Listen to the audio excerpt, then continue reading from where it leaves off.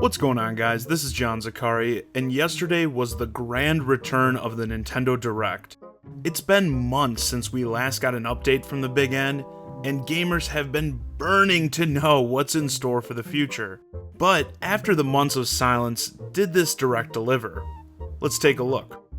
First off, I gotta say, props to Nintendo for giving a shout out to the former Nintendo president Satoru Iwata, who has passed since the last Nintendo Direct. It was just a really classy move, and I think all viewers appreciated it. So the first game we saw has been long rumored, and that's The Legend of Zelda Twilight Princess HD. I was personally pretty hyped for this game to come out, and after the announcement of the Wolf Link bundle, I quickly went and pre-ordered it. But with that said, I do have to say, that game doesn't look vastly different from the previous Wii version. It looks more up-resed than remastered in my opinion. With Wind Waker being my personal standard for HD remasters in general, what I saw for Twilight Princess definitely fell short. Either way though, it's worth it to me to have an HD version of this game, and without any of the ridiculous motion controls from the Wii version. I guess I should also insert here that it was a huge letdown that we got no new information on the next entry in the Legend of Zelda franchise, and it still just has the vague release date of 2016. My main concern here is that this has been easily the most hyped game for the Wii U, dating back to those Zelda U tech demos from like 2011. So gamers have been waiting several years for this game, many of which have bought a Wii U just to play Legend of Zelda. And the further this title slips away, the more I see it being released for the NX as well as the Wii U. And if the Wii U release isn't long before the launch of the NX, then people may be better off skipping the Wii U version entirely for the likely superior NX version. Now, while there was no new Zelda U information, we did finally get a release date for Star Fox Zero. The game is going to drop on April 22nd of next year. I've been kind of going back and forth with how I feel about this title for a while now, and I still am.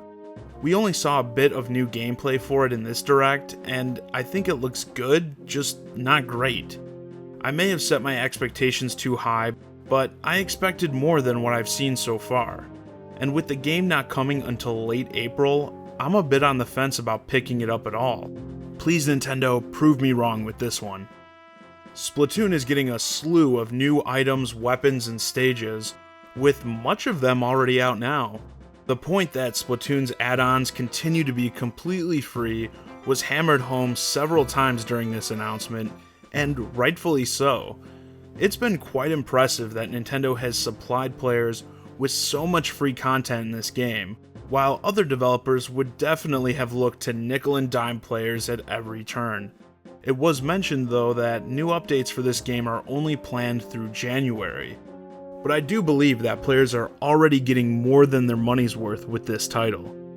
Super Mario Maker is also getting a nifty advanced search tool that players can use on their computers and smartphones to narrow their level searches down to easily find the types of levels that they like to play.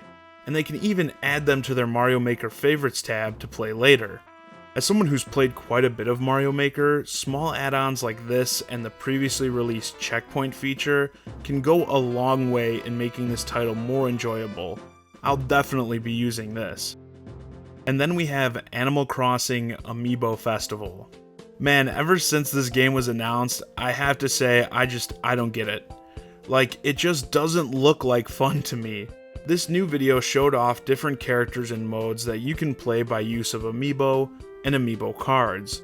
The survival mode where you take a group on an island to survive for a set amount of days looked okay, but again, just not very interesting. I'll probably end up grabbing a Tom Nook Amiibo, but not much else from this release. In my opinion, these efforts should have went towards creating an actual Animal Crossing game for Wii U. It's kinda crazy to think that Xenoblade Chronicles X is right around the corner, as I feel like I've been waiting for this game forever, since the simply titled X announce trailer in fact. This is one of my most anticipated titles of this year, and I can't wait to control and customize those mechs. During this Direct, it was announced that there are game downloads that physical disc users can grab to make the game run smoother. While this may be tough for users with standard edition Wii U's, I'm happy to hear that I'll be able to cut down load times as I traverse this vast world. December 4th needs to get here already.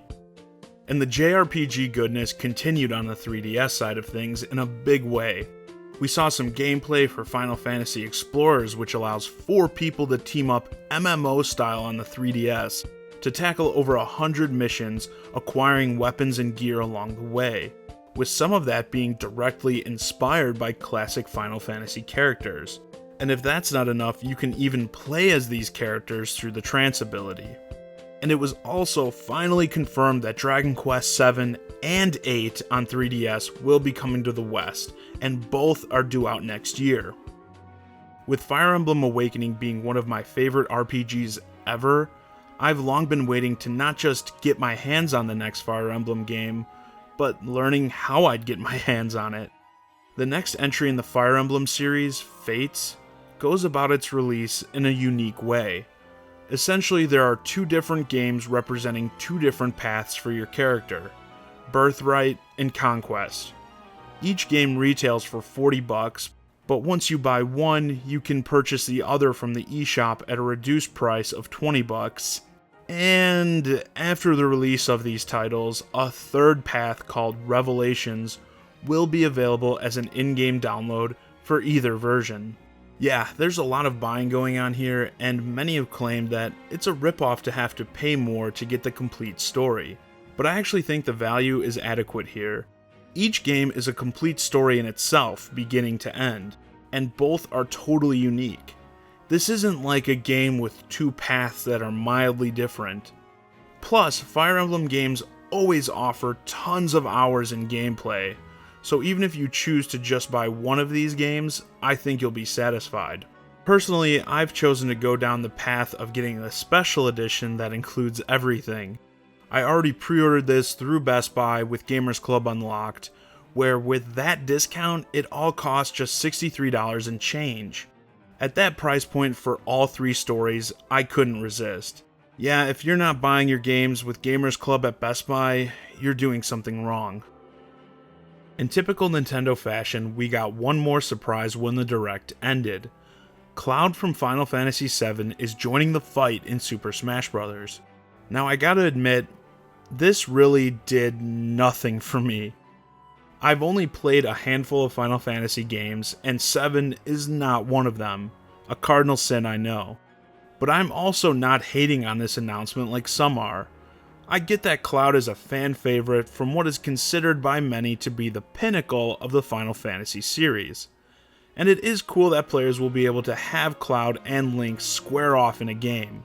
But even with that said, I thought this was pretty weak for a final surprise reveal, and it all but confirms that there isn't much happening on Wii U after the next Zelda game.